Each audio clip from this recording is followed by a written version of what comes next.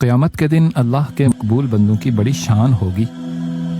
جہاں ایک جانب گناہگار پریشان ہوں گے، وہیں انبیاء، صدیقین، شہداء و صالحین یعنی اللہ کے محبوب بندوں کی الگ ہی شان ہوگی۔ اس دوران اعلان کیا جائے گا، یا اہل الجم غضوا ابصارکم، اے میدان حشر میں جمع ہونے والو، سب اپنی نگاہیں جھکا لو۔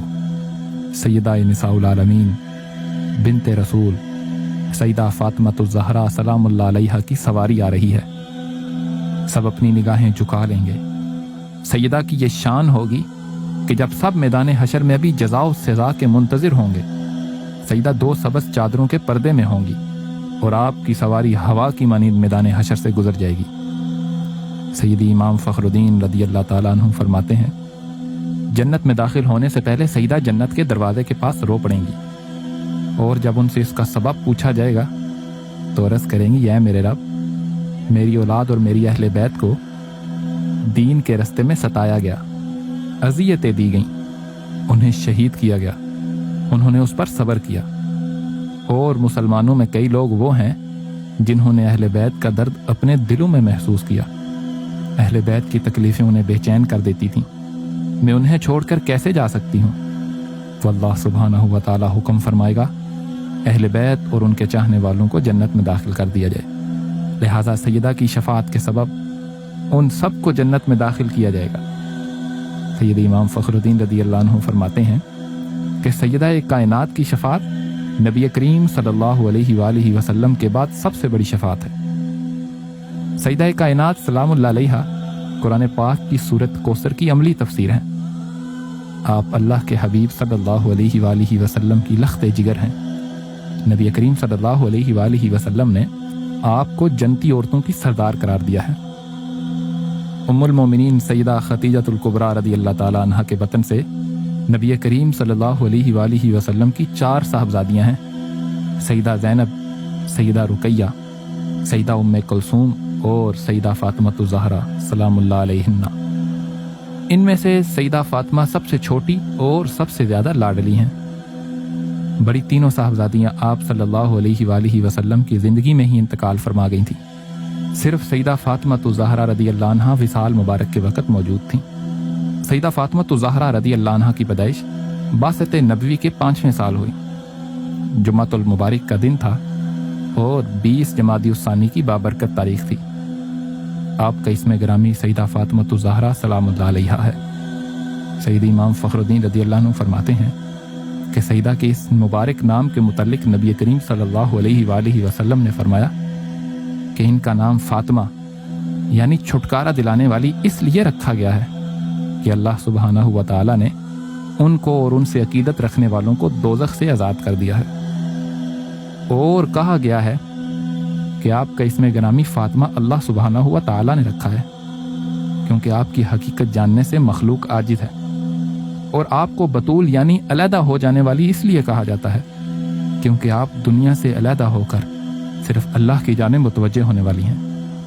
آپ کی مشہور کنیت ام الائمہ اور ام الحسنین ہے۔ آپ کی تربیت خاندان رسالت صلی اللہ علیہ وآلہ وسلم میں ہوئی۔ سیدہ ام سلمہ رضی اللہ عنہا فرماتی ہیں کہ سیدہ فاطمہ رضی اللہ عنہا کو تربیت کے لیے جب میرے سپرد کیا گیا تو میں نے انہیں آداب سکھانا چاہے، مگر خدا کی قسم فاطمہ تو مجھ سے زیادہ مؤدب تھیں اور تمام باتیں مجھ سے بہتر جانتی تھیں۔ سیدہ نے اسلام کا ابتدائی زمانہ بھی دیکھا۔ ایک دفعہ نبی کریم صلی اللہ علیہ وآلہ وسلم کعبہ میں حالت سجدہ میں تھے تو بدبخت ابو جہل اور اس کے ساتھیوں نے آپ پر اونٹ کی اوجڑی ڈال دی۔ سیدہ فاطمہ رضی اللہ عنہا کو خبر ملی، آپ کم سن تھیں، آپ جلدی سے آئیں اور اس گندگی کو بدن مبارک سے دور فرمایا، اور جن لوگوں نے یہ حرکت کی تھی ان کے لیے بد دعا کی۔ سیدنا عبداللہ بن مسعود رضی اللہ عنہ فرماتے ہیں، میں نے دیکھا کہ ان سب کی لاشیں جنگ بدر کے دن ایک کنویں میں پڑی ہوئی تھیں۔ پھر شیب ابی طالب کا مشکل ترین مرحلہ ہو یا ہجرت کا کٹھن سفر ہو، سیدہ نے ہر آزمائش کو صبر و استقامت کے ساتھ برداشت کیا۔ آپ اپنے بابا سے اس قدر محبت و عقیدت رکھتی تھیں کہ ام المومنین سیدہ عائشہ صدیقہ رضی اللہ عنہا فرماتی ہیں، میں نے نبی کریم صلی اللہ علیہ وآلہ وسلم کی عادات و اطوار اور آپ صلی اللہ علیہ وآلہ وسلم کے اٹھنے بیٹھنے کی پروقار کیفیت اور سیرت میں سیدہ فاطمہ سلام اللہ علیہا سے بڑھ کر کسی کو مشابہ نہیں دیکھا۔ جب وہ نبی کریم صلی اللہ علیہ وآلہ وسلم کی خدمت میں حاضر ہوتی تو آپ صلی اللہ علیہ وآلہ وسلم ان کے لیے کھڑے ہو جاتے، پھر ان کا بوسہ لے کے ان کو اپنی جگہ پر بٹھاتے، اور جب نبی کریم صلی اللہ علیہ وآلہ وسلم ان کے پاس تشریف لے جاتے تو وہ بھی اپنی جگہ سے اٹھ کر آپ کا بوسہ لیتی اور آپ کو اپنی جگہ بٹھاتی تھیں۔ آپ سلام اللہ علیہ کے اخلاق و کردار کا یہ عالم تھا کہ نبی کریم صلی اللہ علیہ وآلہ وسلم نے فرمایا، بے شک فاطمہ نے پاک دامنی اختیار کی اور اللہ نے ان کی اولاد کو دوزخ پر حرام فرما دیا۔ یکم ذی الحجہ 2 ہجری غزوہ بدر کے بعد نبی کریم صلی اللہ علیہ وآلہ وسلم نے اپنی لخت جگر کا نکاح اپنے چچا زاد سیدنا و مولانا علی المرتضیٰ کرم اللہ وجہ الکریم سے فرمایا۔ خاتون جنت کائنات کی عورتوں کی سردار ہیں، آپ جنتی شہزادوں کی ماں ہیں اور امام الانبیاء کی لخت جگر ہیں۔ اس کے باوجود سیدہ گھر کے تمام کام خود کیا کرتی تھیں اور کبھی اپنے شوہر کی ناشکری نہیں کی۔ ایک بار چکی پیسنے کی وجہ سے تکلیف محسوس ہوئی تو اپنے بابا سے اس کا اظہار کیا۔ نبی کریم صلی اللہ علیہ وآلہ وسلم نے جواب میں کمال شفقت کا مظاہرہ کرتے ہوئے فرمایا، کیا میں تمہیں اس سے بہتر ایک بات نہ بتا دوں؟ جب تم رات کے وقت اپنے بستر پر لیٹ جاؤ تو 33 مرتبہ سبحان اللہ، 33 مرتبہ الحمدللہ اور 34 مرتبہ اللہ اکبر پڑھ لیا کرو، یہ تمہارے لیے لونڈی سے بہتر ہے۔ یہ تسبیح پوری امت کے لیے سیدہ خاتون جنت کا تحفہ ہے۔ اللہ نے آپ کو 2 بیٹوں سیدنا و مولانا امام حسن رضی اللہ عنہ اور سیدنا و مولانا امام حسین رضی اللہ عنہ اور 2 بیٹیوں سیداتنا زینب رضی اللہ تعالیٰ عنہ اور سیداتنا ام کلثوم رضی اللہ عنہ سے نوازا۔ نبی کریم صلی اللہ علیہ وآلہ وسلم نے فرمایا کہ ایک فرشتہ زمین پر آیا ہے جس نے مجھے یہ بشارت سنانے کی اجازت مانگی ہے کہ فاطمہ سلام اللہ علیہ جنتی عورتوں کی اور حسن و حسین جنتی نوجوانوں کے سردار ہیں، اور فرمایا فاطمہ میرے جگر کا ٹکڑا ہے، جو اس کو برا لگے وہ مجھے بھی برا لگتا ہے، اور جس چیز سے اسے تکلیف پہنچتی ہے اس سے مجھے بھی تکلیف پہنچتی ہے۔ اسی پاکیزہ گھرانے کے متعلق اللہ سبحانہ و تعالیٰ نے فرمایا، انما یرید اللہ لیذہب عنکم الرجس اہل البیت ویطہرکم تطہیرا، بے شک اللہ تو چاہتا ہے کہ اہل بیت سے ہر طرح کی ناپاکی کو دور کر دے اور انہیں ہر طرح کی نافرمانی سے پاک کر دے۔ سیدی امام فخر الدین رضی اللہ عنہ فرماتے ہیں، اس آیت میں رجس سے مراد گناہ ہے اور تطہیر سے مراد ہر قسم کی نافرمانی سے پاکیزگی ہے۔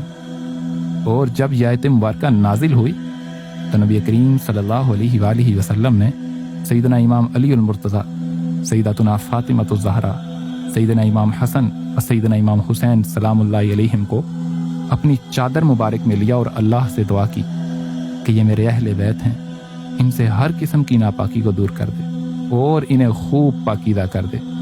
اور اسی طرح فرمایا، اللہم ہؤلاء آل محمد فاجعل صلاتک و برکاتک علی آل محمد کما جعلتها علی ابراہیم انک حمید مجید۔ ایک روز نبی کریم صلی اللہ علیہ وآلہ وسلم نے سیدہ فاطمہ الزہرا سلام اللہ علیہا کے کان میں کچھ فرمایا تو سیدہ رونے لگیں۔ بیٹی کو روتا دیکھ کر آپ نے ایک بار پھر ان کے کان میں کچھ فرمایا تو سیدہ مسکرانے لگ گئیں۔ بعد میں سیدہ فاطمہ سلام اللہ علیہا نے وضاحت فرمائی کہ پہلی بار آپ صلی اللہ علیہ وآلہ وسلم نے مجھے اپنے وصال کی خبر دی تھی تو میں رونے لگ گئی۔ دوسری بار فرمایا کہ میرے خاندان میں سب سے پہلے تم ہی مجھ سے ملو گی تو میں مسکرانے لگ گئی۔ یہ محبت کا ایک نرالا انداز تھا۔ لہذا سیدہ کائنات سلام اللہ علیہا نبی کریم صلی اللہ علیہ وآلہ وسلم کے وصال کے 6 ماہ بعد بیمار ہو گئیں اور چند روز بیمار رہیں۔ پھر 3 رمضان المبارک 11 ہجری کو آپ کا انتقال ہوا۔ سیرت سیدہ فاطمہ سلام اللہ علیہا صبر و قناعت کی ایک عمدہ مثال ہے۔ آپ کے دروازے سے کبھی کوئی سائل خالی نہیں گیا اور آپ کی زندگی تمام امت مسلمہ اور خصوصاً خواتین کے لیے مشعل راہ ہے۔ آپ کی سخاوت آپ کے وصال ظاہری کے بعد بھی جاری ہے۔ علم، رزق، حتیٰ کہ ولایت کی خیرات آپ کے در سے تقسیم کی جاتی ہے۔ آپ سے عقیدت و محبت ہی ایمان کی اصل ہے۔